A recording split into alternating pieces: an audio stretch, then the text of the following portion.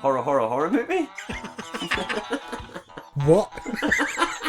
Let's make a horror movie? I wonder what it would be like then. Brains in jars, I'm going to guess. We're a long way for God now, son. Slowly Coming out of his mouth. crawling out Yeah, of his that's mouth, fucking just stretching cool. his skin. Nice. So he doesn't save them, the bridge goes down, people die, and he's like, oh well, job done. Clarence? Can we try take two again? Yeah. All I'm saying is maybe don't trust sentient hats to make life-changing decisions, but... Thanks for your correspondence, JDubz. Hello, and welcome to episode 13 of Let's Make a Horror Movie. Hello. That's John. It's episode 4. It is 13, Oh, isn't it? fuck me. We're literally... Out the gate of gaff. How many is that? 10 words in or something? Yeah, I'm Nice. a mistake. So- It's the only one I make. So, that's John. Yeah, hello, getting it wrong. I'm Dave. And this is the podcast where each episode, one of us writes a horror movie Yes. pitch synopsis, maybe, if you want, and then pictures it to the other one, and then the other one tries to feedback and improve it, add to it, and then we throw it out to the audience. And it being a odd number episode, it's my turn. John's pitch this week. So last episode was mine, this one yours. Very much looking forward to it. Yeah. Hopefully it will impress. The last of the regular pictures before we head into our Christmas special period. Yeah, very excited about that as well. It's all very exciting. So that's basically the podcast. It works in this way. There is 4 acts. Yeah, three and sometimes a fourth. There you go. So probably 4 acts. Yeah. Yeah. Probably All right. 4 acts. Yeah. First act is feedback on last week's episode's pitch, which was mine, Down the Mountain. Yep. Then Act 2 is John and I will cover off anything we think might be culturally interesting to fellow LmaHmPians. Your movies, your books, your music, that, culture. Yeah. And Act 3 is the pitch itself. That's the real meat of it. It's the meat and potatoes. It's the filling of the pie. And then Act 4, if there is one, will be post-pitch, post-mortem. Yeah. Or just pitch post-mortem. And shit we haven't really sort of thought about until the very end. Yeah, and happens because a by lot. that time we're either really tired and delirious or we're really kind of on it and stupid. Yeah. And it's very difficult to actually tell the difference, I think. Yeah. It's beyond me, It anyway. all blends into one, I think. All one goulash of stupidity and tired. Yeah, so it's full of nonsense. There's going to be some swears that God. normally happens. Fucking yes. Normally I'm quite jaded, but I'm feeling pretty good today. Does that mean that I have to be jaded? No. Oh, thank Christ. I think it's just a natural reaction to this sort of slowly or very quickly kind of descending nightmare of the real world, where my reaction seems to be to go the other way, which is weird. But not today. Today you're going to be all cheerful. Well, no, today I'm going the other way, so that it's going to shit. I'm going all up. cheerful. Yeah, When they go low, we go high. exactly. So that's it, I guess. End of the quote from You can follow us on Twitter at LmaHmPod. That's LmaHmPod. You can find us on Instagram under the same moniker. You can email us at letsmakeahorrormovie@gmail.com. You can visit John's house at 45 Albemarle Boulevard, Yeah, pop in. London. Yeah. Always welcoming. Yeah, anyone's welcome there. Got snacks. In any state. And yeah, that's how you do it. Also, semaphore sometimes works. So I'm a bit rusty, mate. so am I. Yeah. So am I. Mostly when people are semaphoring, I think they're just saying flag. Look at my flags. Yeah. But I don't know how to tell the difference, right? Yeah. Because if they were spelling out "look at my flags" with flags. I mean, the amount of times we've been together and you've been going, "Oh, look at that fucking guy showing off his flags," and he's actually needed help. Yeah. And you've watched him drown. And turns out I'm actually semaphore illiterate. Although in fairness, if he drowns while trying to do semaphore, all right. I mean, Over two gaffs so far. We'll get him out of the system. gaffs.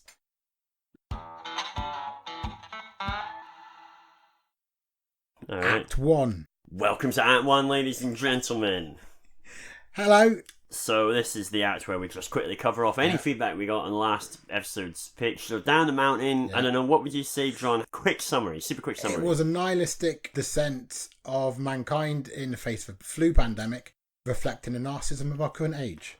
I love that. That's awesome. Thank you. So that was last episode. We also need to mention the fact that on air, we didn't come up with a title. That's I think true. we had influenza or various other things. We came up with a title, just sit around a table chatting. in case you're thinking, where the fuck did that name come from? Came from us. Yeah. Off mic. It did. It came from you, I think, didn't it? I don't want to be so gauche. It's down to me to call that out. So well done, you, John. Stop it. All right, as always, then kicking off with JDubz's email, he says, first of all, he says, make it about robots. Which, if anyone remembers the first few minutes of last episode, John specifically says not to make it about robots. It's been done. Everyone's done robots. All the greats. He says, yo, let me start off with a reprimand. Don't make the first 5 eps or Act 1 optional. I saw your program notes for the first 5 episodes, and I'm not happy. There's lots of quality JDubz banter amongst the dross. There is actually some good JDubz. I'm assuming that JDubz, you're referring to the fact that I've just put a little warning, I guess, or explanatory note in the disclaimer. A disclaimer in the sort of digital liner notes for each of the first 5 podcasts, which is just John here and I blindly clawing our way through a sort of unknown oblivion. But now we've mastered it. Oh my god, masters! Fucking like all over. I don't want people to hear this and think, God, I bet they were always this good, and be disappointed. Yeah, it took time to be this good. There we go. Appreciate the feedback on that one, though, JDubz.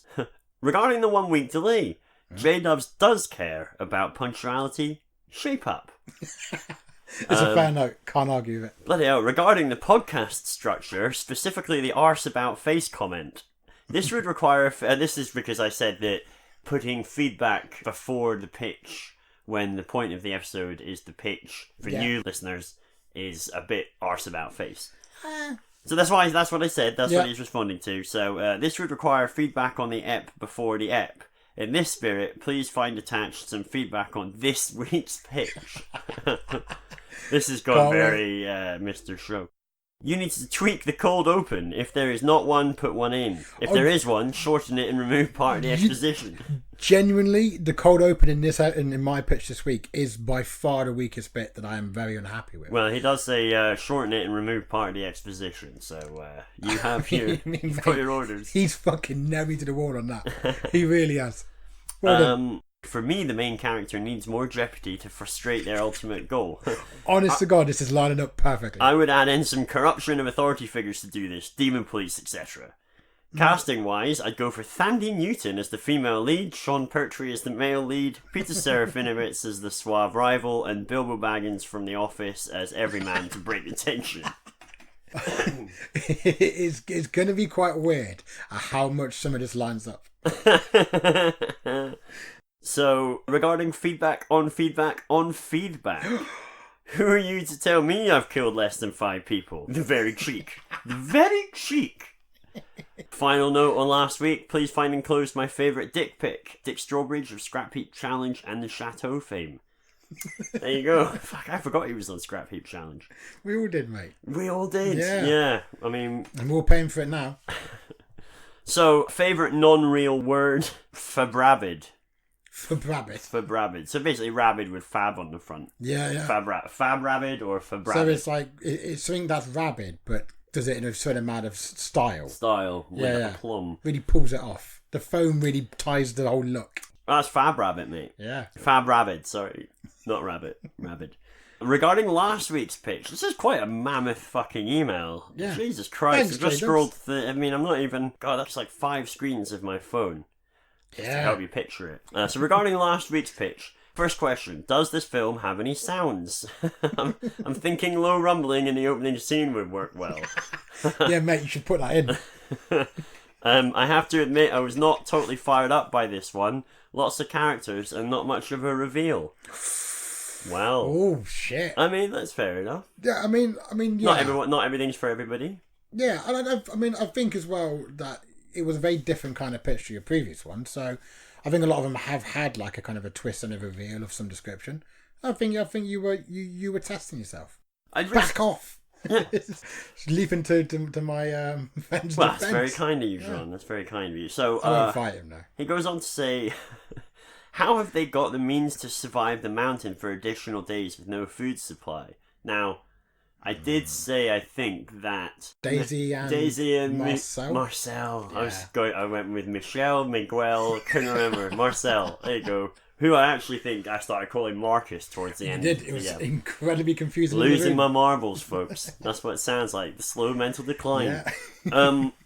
So I think I said that because Daisy and Marcel had just come up the night before the film kicks off. They had a number of days worth of food and had offered to share. They all decided to pool their resources. So 3 camping couples, essentially. Yeah. And apart from the narcissistic twins, well, not literally twins, everybody was seen quite sensible and well prepared for the mountain. Maybe needs a re-listen, JDubz. Maybe needs a re-listen. Think about it, mate.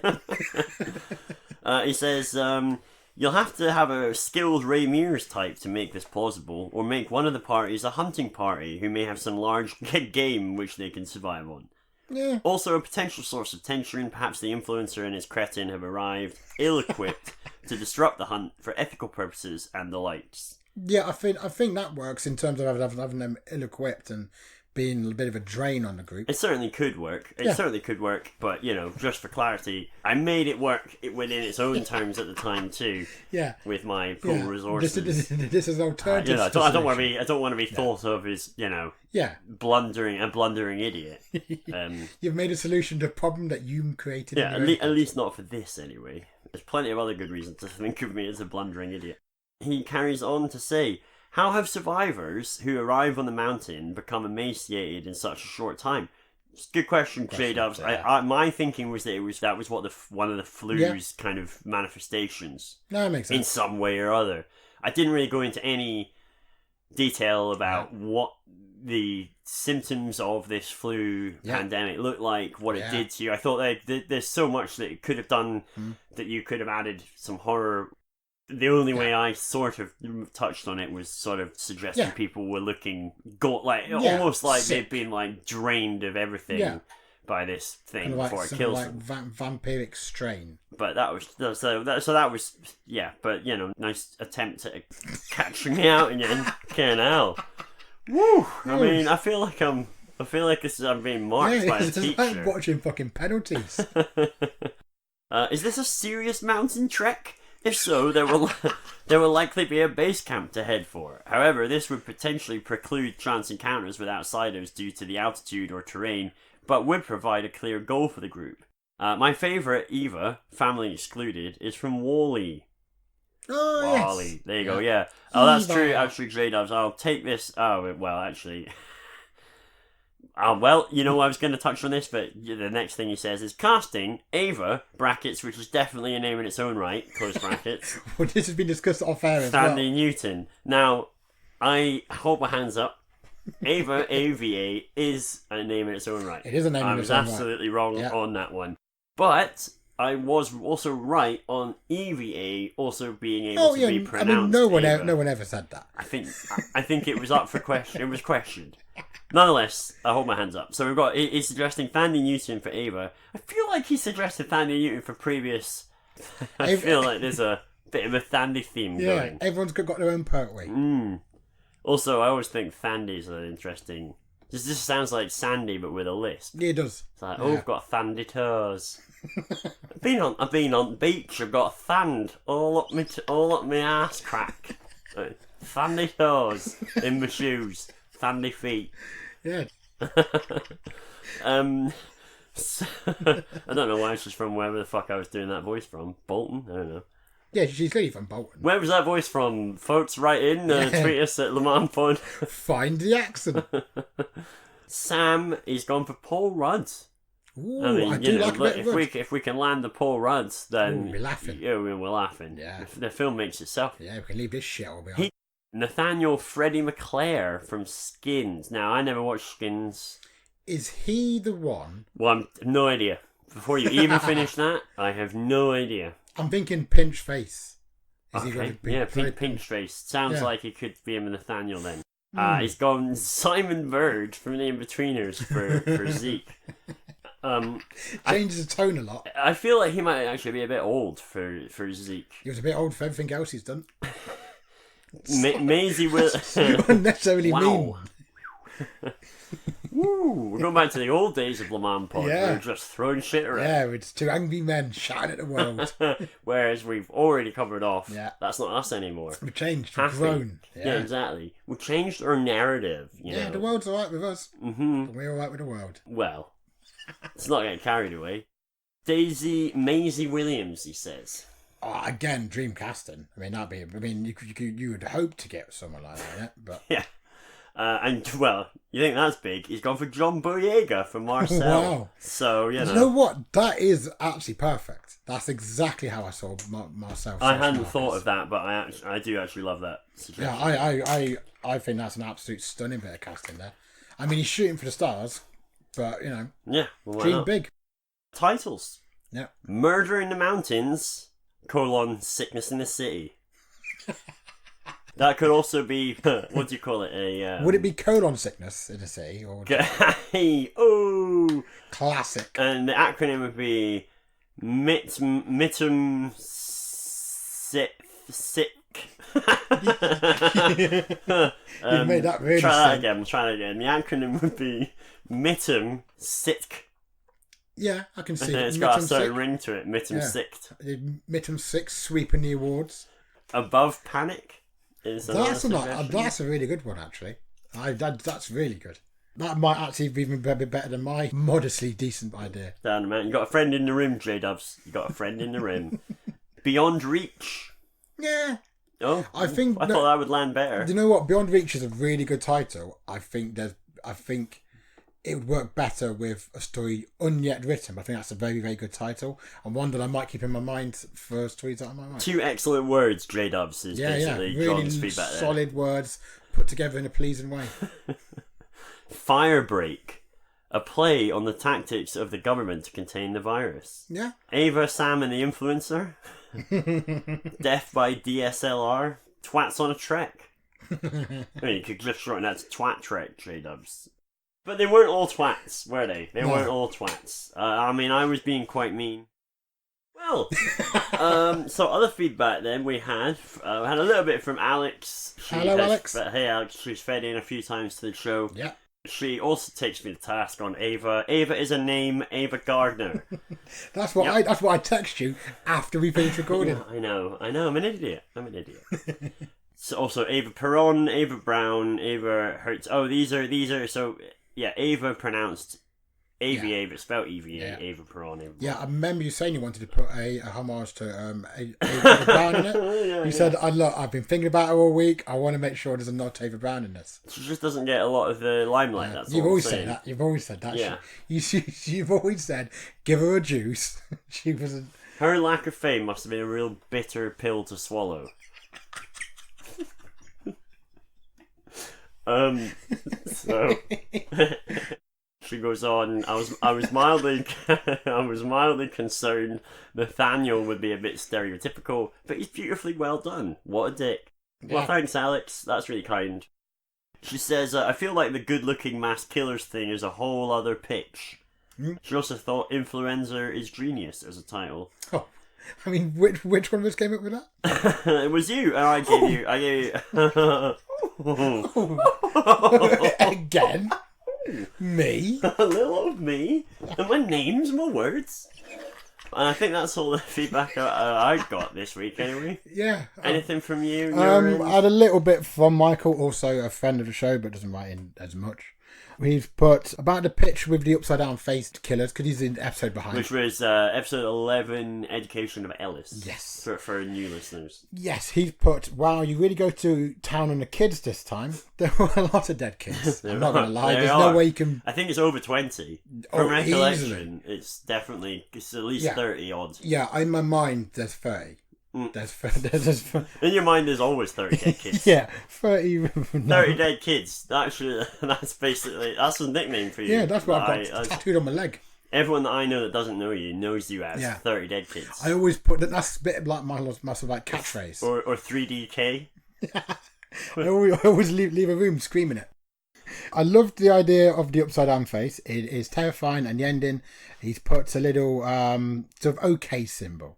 But I think he means I think it kind they're of called emojis, aren't they? Again, 35. I don't really know these things. He's put a little doodle of her fingers. which signifies a positive reaction to the A ending. finger doodle. Is a finger doodle. It's funny, if your pitch was teens or above, no eyebrows would be raised. But the kill count you have, I can't imagine a film like this could ever be made. Yeah, That's the end of the not in its form. No. But hey, That one's just for me. it's just you working through your own shit. Yeah. I do see a lot of kids. So you don't take it out on your wife and kids. We can but try. Anyway, cool. Well, I mean, look, there's no point end. not. So if you're done with everything, if that's all your feedback, 3DK, Yeah. then I really don't want us to forget 3DK, because I think that's if you were a fucking wrestler, that would be your name. Yeah, because you'll have people who like me from my stage persona. Yeah. And then they'll be like, oh, God, what's his name mean though? It's 30 Dead Kids. Yeah, What? exactly. What? People would be like, oh man, I love 3DK, yeah, 3DK. And then it would be later on, somebody would be like, what is that? Oh, it's an acronym for That's me. why it's just like a schoolboy. That makes sense. Trojan horse in it. That's what all the little miniature coffins around, that's what 30 little coffins around his neck are all about. carried out with a choir singer. Fuck. Hell. 3DK in the house. 3DK don't pull no punches, that's all I'm saying. That'd be quite the heel. Cool, so yeah, I'm Dave and that's 3DK. Yeah, hello. Anyway, well that's brilliant. That's cleared up my weekend. No one's coming up with that nickname. No help from you, JDubz, for saying. Just saying you missed the low-hanging fruit there.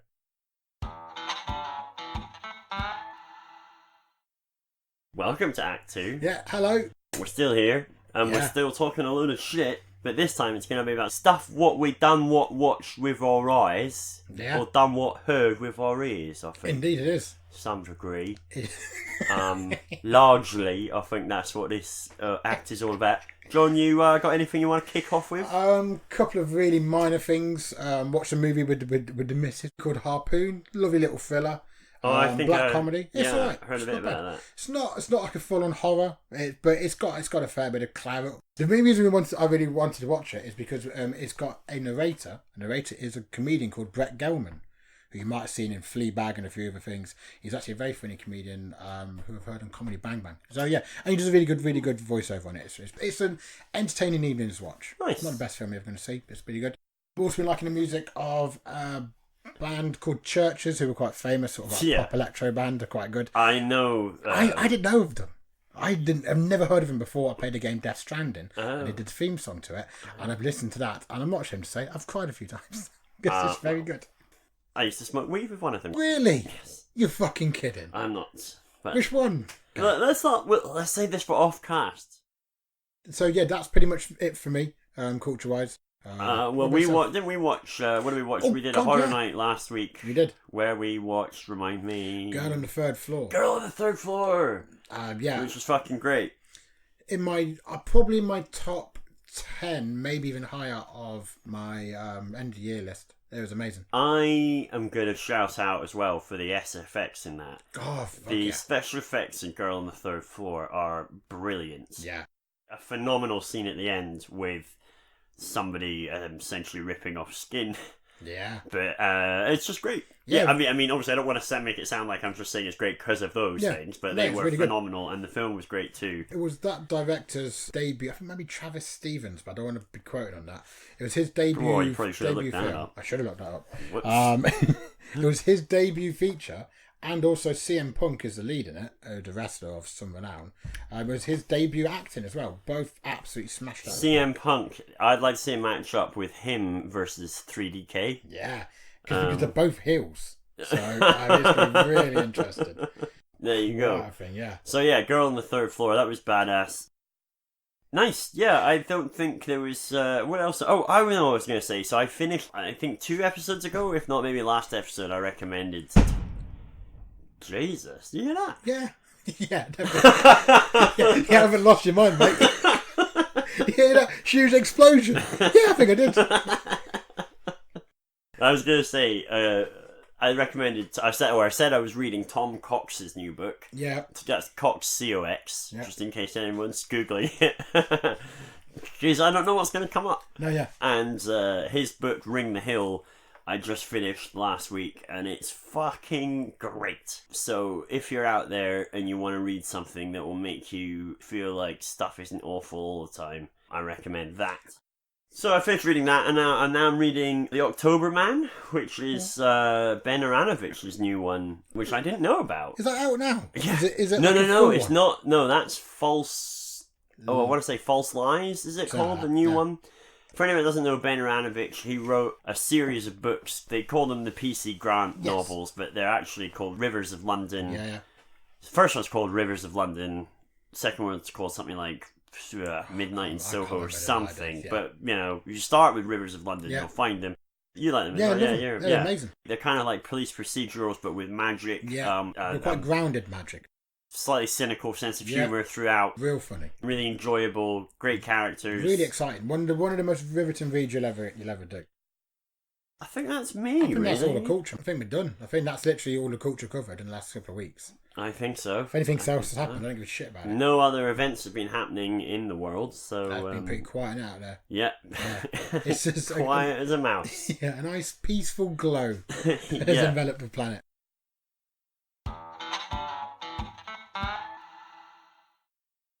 Welcome to Act 3. I don't know if I like that. Hold on. Welcome to Act 3. No, I like that. You like that one better? Yeah, Welcome to Act 3. Here we are, sitting in Act 3. We're ready to rock and roll with John's 3-page pitch. Hello, everyone. All right, a couple of really quick caveats for this. JDubz are going to be right about the cold open. It definitely needs more work, and I've worked on it a lot, and I still can't get it right. And also, this one also has got a title as well. I guess I'll tell you at the end. It's also got chapter names as well. So yeah, pretentious much. And is the title My Struggle? yeah, it is. Austria. Anyway, so prologue called The Future. That's the title of this. Wait, so did you say it's called The Future? That's not what the story's called. That's what the prologue's called. The prologue is called The Future, yes. Or is it just going The Future as like an overlay? No. You would have title cards. Oh, but it's not set in the future. No, it's just the title card of this would be open in the future. It's got chapter headings. So it's the bit that comes next set in the future. No. Just this bit. No. So it says The Future, but it doesn't mean specifically the future. Yeah, it's a joke. Okay. It's a visual gag. Yeah, what? To open the movie. That's what I'm going for, yeah. It's a real Mel Brooks one.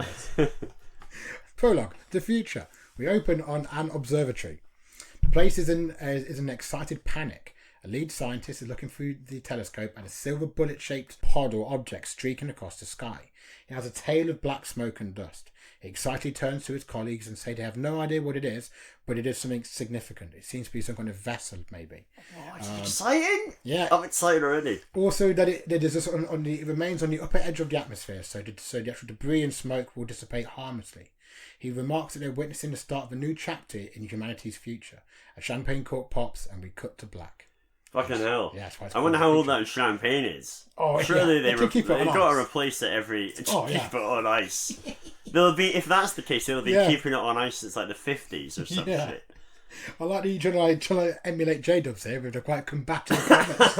No, I am excited. You know me, I like a bit of sci-fi, I like a bit of... This is a very sci-fi one. I've gone full sci-fi. Like a bit of off-world activity. Oh, it's all on-world, mate. No, I know, but some of it's coming from off-world. It's in London. It's currently in the atmosphere or the stratosphere. It is technically, yes. Yeah. So. Act 1, Black Clouds. Oh, hello. Anonymous.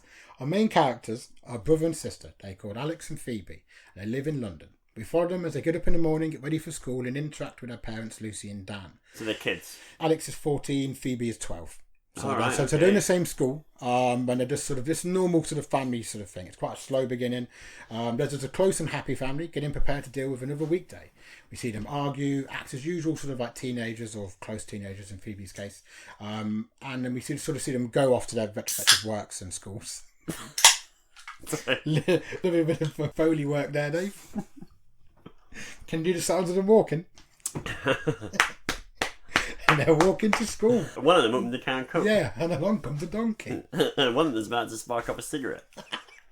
Fucking Phoebe. Phoebe, 12-year-old smoking is not something to be proud of. It's really not, Anyway, so they're walking. Wait, are they walking to school, or is that just a joke? Again, that's just like minor details. Right. Okay. Midway through the day, so we see the school day unfold through like a series of like relatively quick cuts. We see the family knocking about their day. Get a sort of montage. Exactly. Yeah. Of presumably what say this is normal life for these people. Exactly. Yes. Yeah. Like the mum's got a day off. She's got like a half day maybe. She's just going around the shops a little bit. Lucky mum. Yeah, doing all right. Well, not so lucky. Uh-oh. Yeah. Black clouds, after all. Indeed. The future. Midway through the day, the previously bright sky darkens to almost night with a violent storm and driving rain. The rain rattles the classroom windows as we switch from Alex and Phoebe's classes. We see the kids react sort of quite like, what? This is fucking... It's like hammering the doors and the windows and stuff. It quickly becomes clear that the rain is black, like oil. So there's not the consistency of oil, but it's just black water. Black colour, yeah. Exactly, yes. And it streaks across the glass and gives the ground a kind of mirrored appearance. Across the playground, outside of the school boundaries, they can see some people are running for cover under bus stops and trees. The children's baffled excitement, because obviously it's a loud storm and interrupted their lessons, changes as those caught in the rain begin to like double over and shake and start to sort of like fall to the floor in pain.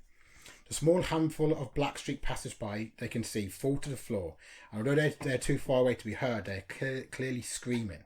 Their skin is marbled with black as they squirm and retch in agony. Many of the children are recording this on their phones with tears streaming down their faces. So that's great. Oh, thank you. Quite Windium. Yeah. It's quite John Windium. It's definitely there's a few influences. Windham-esque. Yeah. Windy.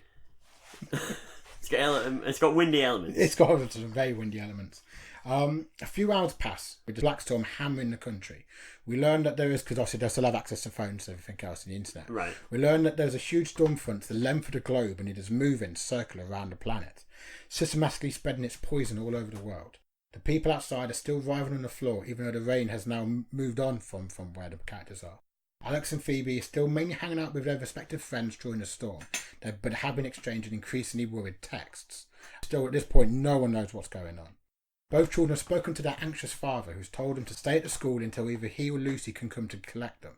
The children keep asking about their mother, but Dan does not know where she is, but he assures them that she is fine, probably somewhere in shelter without signal.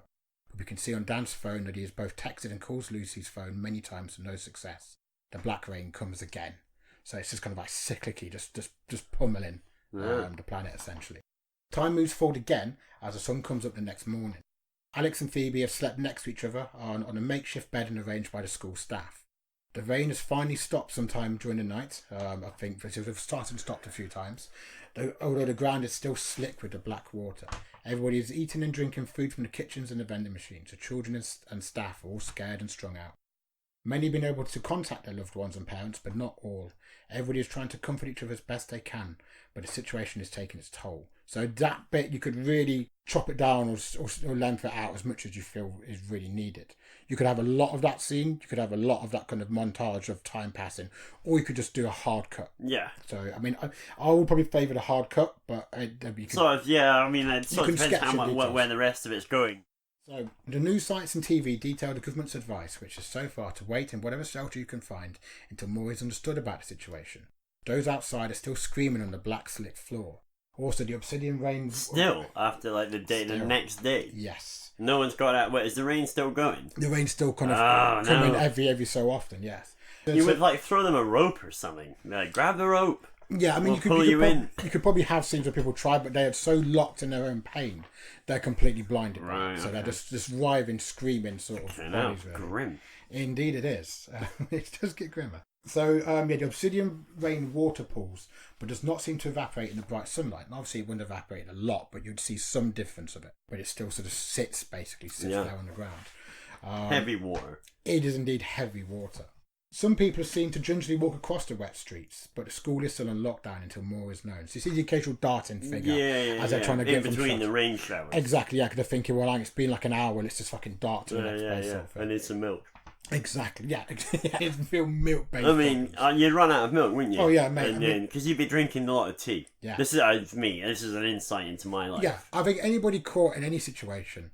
when they get hit by it, it's because been trying to get milk. I think there'd be a pause, so you'd be looking out the window of the school, and you'd be seeing these people getting wet, screaming in pain, riding around the floor. And once you reach the point where you understand that there isn't really anything you could do for them, there'd be a pause, a sigh, and then I'd be like, let's put the kettle on. Yeah. And then there'd be a lot of let's put the kettle on. I can imagine you would have put it on before you left, just so when I come back it's boiled. I like tea. But yeah, some people have seen gingerly walking across the wet streets, but the school is still in lockdown until more is known. It's later that afternoon that large repurposed fire trucks roll down the roads, hosing the black water away to clear the streets. We focus on one of the people caught outside, and they're too exhausted to move or even cry or scream anymore, so they're just basically writhing in kind of limp pain as their body is basically used up all its energy resources in the agony. Yeah. Our eyes are sightless in pain, and now assumably also kind of driven kind of insane. Because you've had a good few hours now, probably maybe in 24 hours of just basically just unrelenting agony. A hazmat-covered figure lifts them off the ground and carefully takes them to the back of a white van, where many other figures lie writhing and softly crying. So they're just collecting them at this point. Yeah. What else can you do? Alex, Phoebe and her father eventually reunited late that night as coaches and buses ferry people across the city back to their homes. Thousands of emergency work officers hose the streets and collect the black-stained victims of the storm. So I'd imagine they would mobilise everything.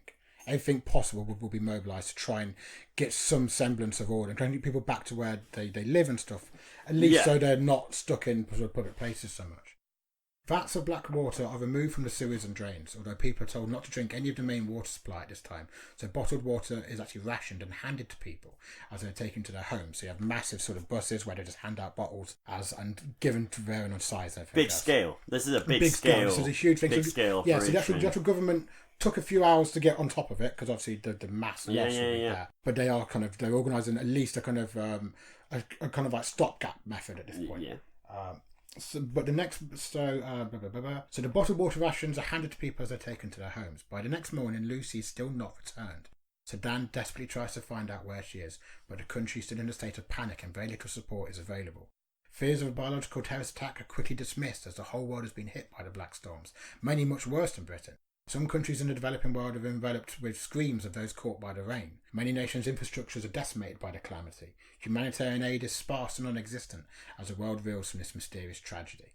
Because imagine, you've got particularly like the hotter countries with very little shelter.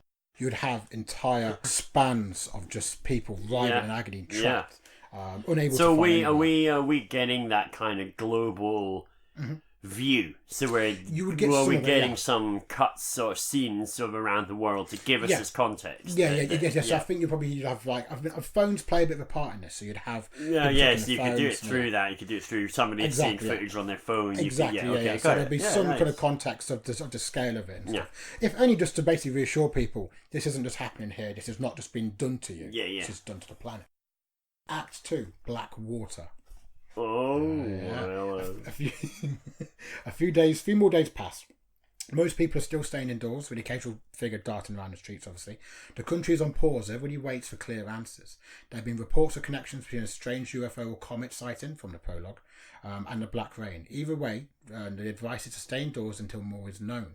Because the rains are still coming periodically at this point. So maybe there are longer gaps and maybe that would be covered by the news thing. And there's no other visible impacts of the rain, so it's not like acidic and melting stuff. No, it's not ruined. It's purely purely hits organic things. So you probably would see animals get affected as well. Yeah, but it wouldn't plant life, stuff like that. Plant life, I'm not sure. I hadn't, to be honest, I didn't come up in my mind. So I don't know how you would do that. Maybe you could have plants dying, like wilting and rotting and stuff. Yeah, I think that'd be quite awesome actually. However, some have ventured outside to find missing loved ones. They go heavily wrapped in coats and scarves despite the warm early autumn sun, just in case the rains come again while they're out.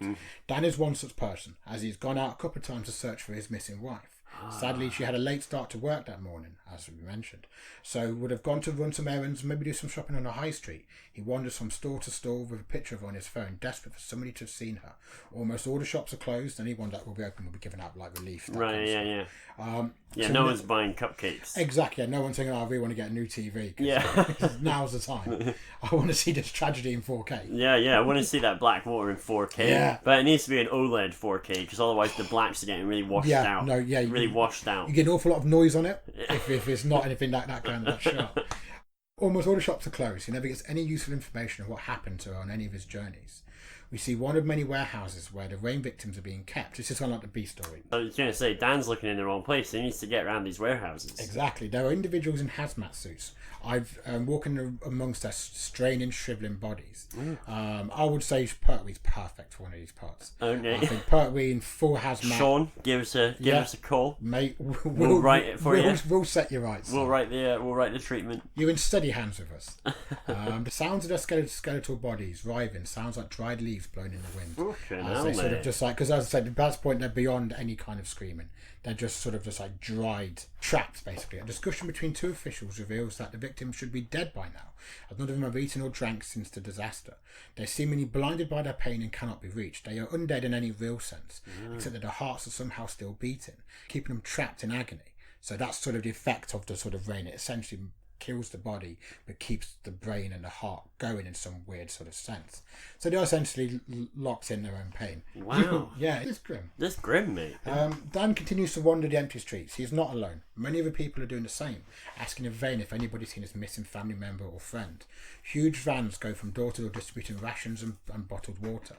So you get like basically the streets are empty apart from wrapped up people trying to find people, or just these huge delivery sort of runs where they're just trying to bring sort of needed supplies distributed around. There's a feeling of great and busy anxiety, which is interrupted as the clear sky gets stained by black streaks as more silver shapes pass silently overhead. Dan watches it as they cross the sky, and then it begins to darken. The UFOs are followed by a cloak of black clouds and rain. There's a pause before it begins to hammer down on the London streets, and Dan. He, like everybody else, rushes to the closest shelter. A couple of delivery people in hazmat suits jump into the back of their food vans. Others scrabble and fight to hide under the eaves of homes and shops. People watch from their windows as stranded people outside scream in panic.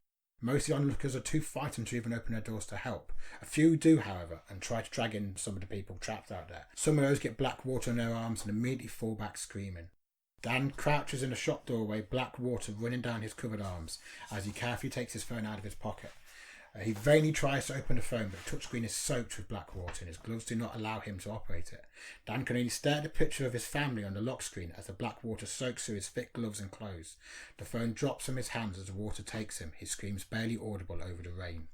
Wow. So yeah, I was going to ask, is it just on contact with skin? It's on contact with skin, but it's just hammering down that even... Yeah. So even one drop gets your skin, then that's pretty you, much that's you you're black. done, Well, that's you B-dubbed. Yeah, exactly. Black water. Yeah. Act 3, Black Smoke. Wow, shit and fuck. Yeah, the warehouses are now full of newly howling victims, alongside the now eerily silent older ones. Both groups locked in their own pain. There are talks amongst the experts. Who are we following? Who's our... So the main characters... It's like we haven't really seen the kids since that one. See, this is one of the sort of... This is what JDubz was saying, is like there's not enough jeopardy on the main characters, and I think that's quite true. So you would cut back. I thought our main character is Dan, but you've just killed him. It is Dan, yeah. It does cut to the children in a second. Oh, okay. And they do take up the narrative. But yeah, no, I agree. There does need to be more fleshing out on their part in this. There are talks amongst the experts and the diverse people in hazmat suits that they have not considered what the long-term goals of monitoring the victims are. They do not eat, they cannot communicate, they've been tested thoroughly and nothing has been learned from them. The black water, which defies all comprehension, is in their bodies, keeping them in permanent pain, but also unable to die. At this point, they pose more of a risk to the uninfected than anything else, just through contact contamination or anything else. So at this point, they're almost like a liability because the science has ran out now. They've done everything they can think of. They are unreachable. So are you saying that if a black water infected person touches a non-infected person, there's some sort of transmission? I was going to leave that more as that's what they're starting to discuss. Right, okay. I was like, well, what is the point of this now? Because we can't do anything. It's just getting worse and worse. If anything, they are just sources now of something which we can't comprehend. Because they are literally just people with this inside them. Yeah. So I didn't want to put anything definitely saying that's the case, but it's more that's justification for what comes. They're concerned. Okay, people are concerned that might be the case. Yeah. They don't know. They still have no fucking clue. And I think also at this point they're maybe thinking like, why are we still here? I mean, at this point, there surely must be a huge amount of the population that are essentially in this sort of death state. Yeah. And the ones who aren't need aid. Yeah. And it's a basically kind of resource management. Like, how much more can we give to this, knowing that there's nothing we can do anymore? Alex and Phoebe do not go looking for their father. Deep down, they know what happened to him. For a couple of days, Phoebe sits by the front window waiting for him, but eventually even she gives up. Now in the sky, there are many silver bullet-shaped ships hovering overhead. They're spaced a few miles apart, but you can see them basically going on infinite, essentially. Cool. But news confirms that they're covering the whole globe. Any one of these ships that gets attacked immediately explodes, raining down black powder. Once that happens, another one enters the atmosphere to replace it. We do not know where they come from, as all contact has been lost to any satellites or space stations or anything else. More time passes and the food deliveries begin to slow down and then eventually stop. As has all the kind of like official news, so it's now just recycling pre-taped bits and you're getting less and less new information. All the information civilians get is from the internet, so maybe from the social media angle still. The sweeping black rain comes at least twice a day. Most people do not spend more than a few minutes outside because of this. We cut again to the warehouse, this is grim, where there is a hugely freshly dug fire pit filled with writhing figures. We see Lucy's dried, shrunken, half-alive body being lowered into the fire. We only recognise her from her clothes. Then Dan's screaming form is lifted and cast also into the flames. Like many others, his screams stop immediately upon entering the fire. There are no more noises from the victims in the fire, just the sound of hissing fat and crackling flames. Black smoke billows over London from many such facilities, momentarily obscuring the hovering silver ships. Nice. So, Act 4, which is also the title of the movie, is called Goodbye Tomorrow. A couple of years have clearly passed since, given the state of decay across most of London. Alex walks alone in a worn-looking hazmat suit that he can barely fill, because at this point he's still only 16, wearing like a full-man sort of hazmat. Black rain beats down from a sky of endless clouds. The silver ships still hover overhead, spilling out their poison and waiting patiently for us all to succumb. The streets are clear as cars have been piled against walls or pushed into the now black Thames. He passes many landmarks before reaching the narrower back streets of Soho. Here are makeshift covers over the main street. We see bustling groups of people trading goods and talking and generally just getting on, essentially. He steps under the rattling covers into a steaming hot shower which washes off the black from his suit. Then with the assistance from a couple of other people wearing welder's gloves, he removes the hazmat suit, which is then hung to be cleaned. Alex walks through the people until he sees Phoebe, who sees him and smiles broadly at the sight of her brother. We pan up, taking in the endless field of silver ships across the poisoned black skies and clouds, and settle on top of the ramshackle roof, which is a spray-painted middle finger facing upwards towards the sky. The end. Fucking hell. Yeah. What do you think? A bit different. I've tried to trans myself a little bit with that one. Yeah, I mean, I liked it. I like the off-world entities. Yeah. And I like the... I guess I like the undiscovered nature. I guess I like the fact that we don't find out what they are. Yeah. We don't find out whether they're even... Yeah, no, we know nothing about them. We don't know whether they're bad or good. Yeah, because my thinking of that would be that, like, how much of British society did the African tribes understand when they were getting shot at? Or how much of American culture does a kind of Afghan village know when a drone strike happens? The difference in that analogy would be that there's an active shooting going on. Yes. Whereas in your story, we don't know whether the black rain is something that they're intentionally doing to people. Yes. It may just be an unintended consequence Yeah. of their ships arriving in our atmosphere Exactly, or something like that.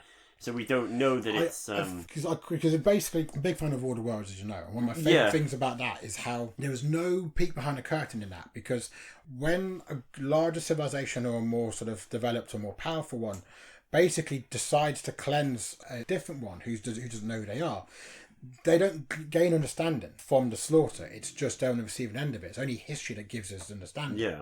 And I was kind of trying to write that with this. It's kind of the idea that we would never know any more than that. We wouldn't ever see background, or there'd be no alien explaining its plans. There'd be no psychic links. There would just be the receiving end of a weapon, or maybe even just a normal piece of agricultural machinery. I think we don't know. I do think it's missing something. Yeah. In the sense of, like, who am I vying needs for? A lot more stuff with what's the kids. that journey look like? Yeah. So, like, in a way, like, I'm not saying you can't kill Dan when you kill him. Like, fine.